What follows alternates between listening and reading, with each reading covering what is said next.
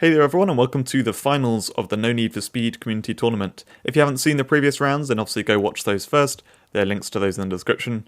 And this tournament was hosted by Interference, as well as Sassolino helping out on the Discord. If you want to join the Discord to join in with future tournaments like this, or otherwise just chat with people, then there's a link in the description to do that. The tournament rules we looked at in the first video. We're not going to go through them again, other than just to mention that the whole idea is the max total team speed is 150, so you've got to make slow teams that have a lot of power in them, and it's basically just front lines. So this video is going to cover the final battles of this tournament, the winners final, which is the people who've only won so far. If it had been a knockout tournament, that would be, the normal final. And then the loser of that is then going to face off against Sassolino in the losers final. And then the winner of that losers final is then going to face off against the winner from the winners final in the grand final to find out who actually wins this tournament overall. So firstly, we're going to look at the winners final. This is Tanbir versus Axel. Watching this from Axel's side, Axel builds around Lemon as he has throughout this entire tournament. It's a great win condition, but Tanbir's stun wave here completely pushed his monsters out of play, and Yin gets the guaranteed kill with a Link Deathstroke, removing that Aegis Dragon. And from here, Flutterdrake Clover can sleep the new monsters that come in, as well as Nova Drake can just start time striking and get sweeping. So he decides to go with Time Strike on Esprit because it's a good opportunity to get that and get around the Overwatch. It's on high enough seconds that it was going to one-shot. He just skips with his Esprit and needs to grab a second kill here, just strong enough to kill the clear Seraph because of the type advantage, element advantage. And Flutterdrake Clover sleeping the Frills or X because that's most likely going to be the problem with the stun bomb. But Nova Drake can just sweep from here to kill off those remaining monsters. So the first battle goes to Tanbir. It's now going to go into the second battle. Axel made the very clever choice of putting Dark Buck in now, which is a stun absorber, so when Nova Drake does the stun wave, it's going to get all absorbed by the Dark Buck. And if Aegis Dragon would stick around, this would be great because it would shut down that time strike. However, Yin's Link Deathstroke will kill the Aegis Dragon guaranteed, so that happens. Flutterdrake Clover sleeps the Frills or X. That's a crucial thing because Frills or X was just about to stun bomb, which would have given Axel a great chance, but the sleep hit. So, unfortunately now Axel can't do a whole lot. However, his Esprit went faster than the opponent's, so he's able to kill the enemy Esprit. And Nova Drake doesn't have 2 kills here, so he tries to grab 1 kill on the Frills or X, but doesn't quite kill it. And then the sleep on Lemon because he has to, and that hits as well. Really lucky on Tanbir's part. Both those sleeps hit, which if either one of them failed, it would have been maybe a bit of a different story. In fact, actually, he would have needed to miss after the first one hitting Lemon there with the sleep. If he'd missed, he would have had to miss twice in a row for Axel to sleep both those remaining monsters. He needed to do Nova Drake and then Flutterdrake Clover. Either way, Tanbir won that battle, and great win to him. That now means that Tanbir's through to the grand final, and Axel is going to face off against Sassolino in the losers final. So we're watching these from Sassolino's side. Sassolino's gone with his poison setup, which is horribly fast and can start off with this Arborebratus Tree Rot. It did give a turn to Esprit, but because it's an instant move, he does have 1 second to do something first. And then we never actually saw Sassolino do this before because he never got a turn with Anti-Stan, but the whole idea was to then give turn, do another double Poison Eater, followed by double Poison Chomp.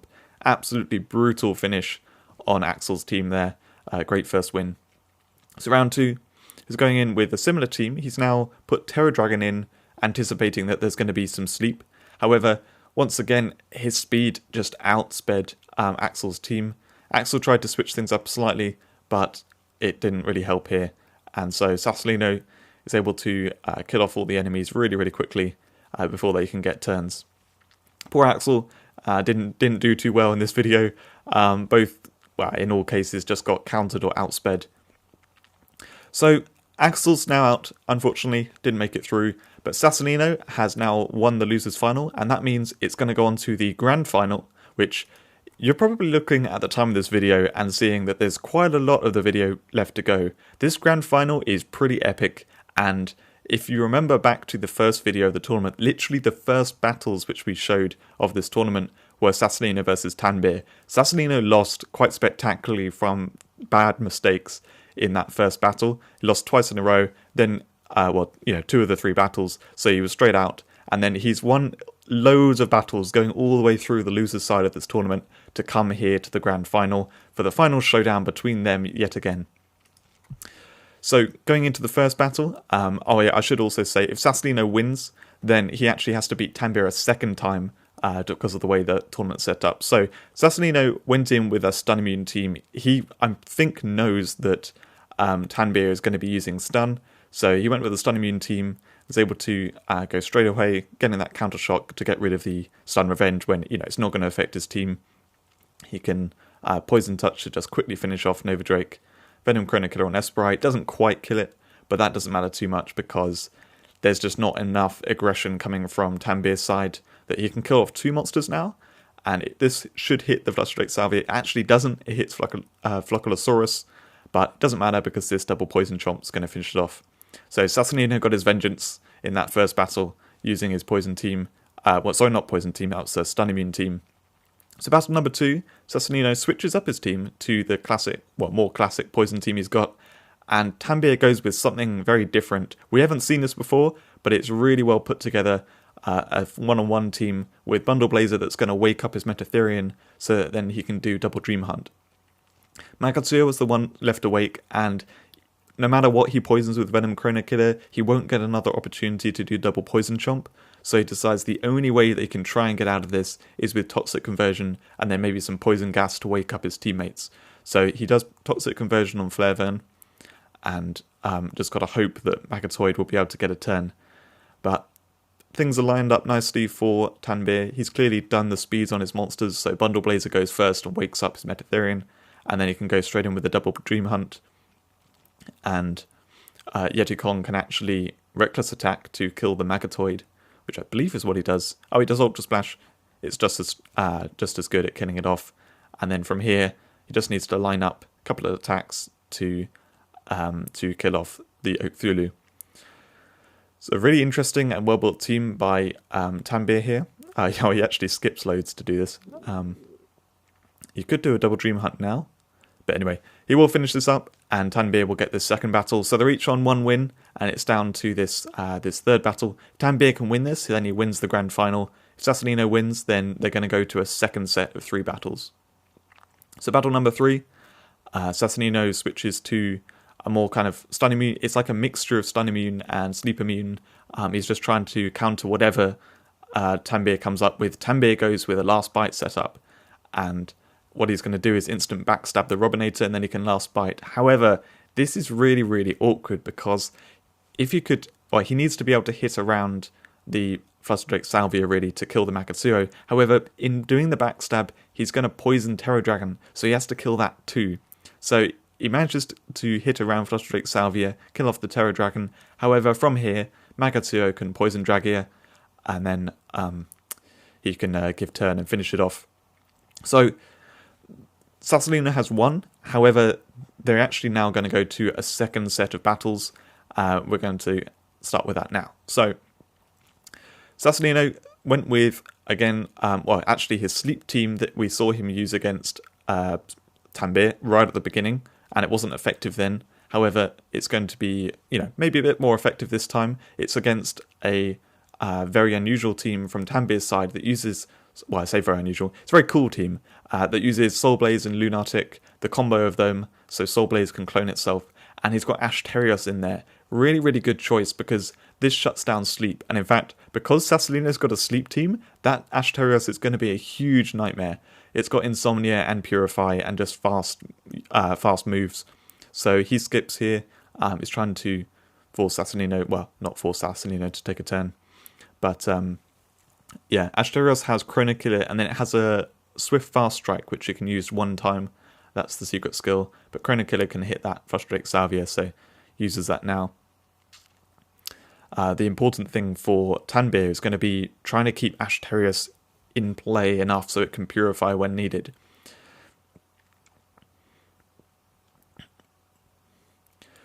So Sassolino decided to take out the Lunatic there. I'm trying to think what is actually the smartest choice. I think it was to do that because he could have done the pair sleep on Soul Blaze. However, that was risking that the Flutterdrake Clover wouldn't be able to sleep round his Flutterdrake Salvia and sleep to Stormlock. And as it happened, the Flutterdrake Clover did manage to do that. So smarter choice to take down that Lunatic. It wasn't something which I would have done, but actually it worked out quite a bit better. So yeah, he was able to stop the cloning from Soul Blaze happening. He does a skip at this point. He doesn't want to kill the Flutterdrake Clover because it will stun his team, and then Sassolino has a chance to clone with Wraith Captain. So yeah, he wants to take down that Wraith Captain really more than anything else. However, now 2 of his monsters are asleep. He really needs a turn with Asterios. So he just kills the Flutterdrake Clover. I think he goes, okay, I need to stop this from just sleeping my whole team, or something like that anyway. And Sassolino decides to clone here. That is a really unusual choice. Oh no, sorry. Not at that point. That point was fine. It's this point where he gives turn and then he clones. I'm really surprised by that because all 3 enemies are asleep. He could kill anything, but he instead does that, which means Asterios can just purify them. He's really banking now on the sleep double working and trying to sleep 2 of the monsters. So he does, both the monsters get put to sleep. Excellent, absolutely what he wanted. And then, Asterios is about to get a turn and purify again. So there's not a whole lot of point sleeping Esperai 2. So he now just tries to capitalize on this sleep that he has on the enemies right now, gets rid of Soul Blaze, and just hopes that the sleep revenge doesn't hit him too badly. Put 1 Wraith Captain to sleep. So, could be worse, but not too bad. The Rockoid being in the team also means that Esperai cannot use Raw Fast Strike. So Esperai is quite useless. It can give turn, but that's about it. The Asterios is still a problem, but, he can get to that at some point. Flutterdrake Clover kind of needs to go, because that's right now controlling his team with the sleep. Asterios uses the Swift Fast Strike. Clever used to use that now, try and get through the Wraith Captains. Because if he can sleep that 4th Wraith Captain and kill it off, then it will stop them from continuing to clone. So with this, he's deciding, do I sleep the Stormlock? Do I sleep the Wraith Captain? He tries to sleep the Wraith Captain and it misses. So unfortunately, he hasn't been able to stop the cloning. This Chrono Killer, if he does use Chrono Killer on Wraith Captain, it won't do enough. The type disadvantage and everything is not going to kill it off. So now Stormlock has a turn. Could try and Dream Hunt Esperai, but instead he tries to play it safe and does the Bloodthirst because he could Dream Hunt the Esperai using Wraith Captain too. He does the clone though, because he's really banking on that. Now, that's another thing where I'm like, should he have done the clone? Because I think actually it was this one more than the previous one. I don't know whether he should have done the clone there, because Asterios is just going to keep purifying anyway. And if you look at the enemies, like, Esperai was already asleep, so there's only 1 out of the 3 which could possibly sleep. It's just not going to help that much. And he actually got a brilliant sleep double there, which put them both to sleep. But, it can just be purified. Like, this Asterios is causing him so many problems, I don't know if he can actually get around it. So here, though, we've got an opportunity where Purify is not in play, but both the sleeps miss, and then both the sleeps miss again. RNG just not in Sassolino's favour. And then now Tanbeer has a real chance to pull it back. So he kills off that Wraith Captain that's on low health. The sleep hits the Asterios, so nothing's been put to sleep. He tries to sleep the new Wraith Captain, but it misses. Sleep's just not working when people need them to. Sassolino does Mega Bomb, trying to kill them all off, but the Stun Revenge has now put the monsters out of play, and in fact, Asterios can now use Link Blood Bite, which is a nightmare for Sassolino. I don't know if he can actually pull this one out the bag. Depends if Stormlock wakes up now, but it doesn't. It wakes up now just afterwards instead, so Asterios is able to finish it off. So, really intense battle, very long. You can see it's nearly 6 minutes long, and 5.5 minutes or so. Tanbeer got the win though, so we're through to the battle number 2. If Tanbeer wins this, then Sassolino's out. And Tanbeer switched to the team which was the one that messed up Sassolino right at the beginning of this tournament. The stun wave with a yin, so you can't give turn, and Sassolino's just stuck here. He's got 2 monsters with give turn. He actually using the same monsters before, same team as before. But yeah, you can't do a whole lot. The Link Deathstroke hitting Mechaviathan there, it's also pretty nice. And yeah, that Esprit went to sleep from the Dreamy entrance. Tambir now can start charging the Raw Bloodthirst, getting one kill there with the Time Strike. And then Raw Bloodthirst, probably the best choice is Wraith Captain, or maybe just do assisted hit all at the moment. I would say that would be the best, but instead he decides to skip, which is quite surprising. I would have thought that you just do a hit all, and then it would mean that any of these monsters can be put to whole ground or killed with the Raw Bloodthirst, but he didn't. So now this Stormlock's actually not quite dead. Flusterdrake Clover's about to get a turn. He's desperately trying to get a Stormlock down to whole ground, but it didn't work. The sleep then on Flusterdrake Clover did work, so Tambir got pretty lucky, able to hold this together.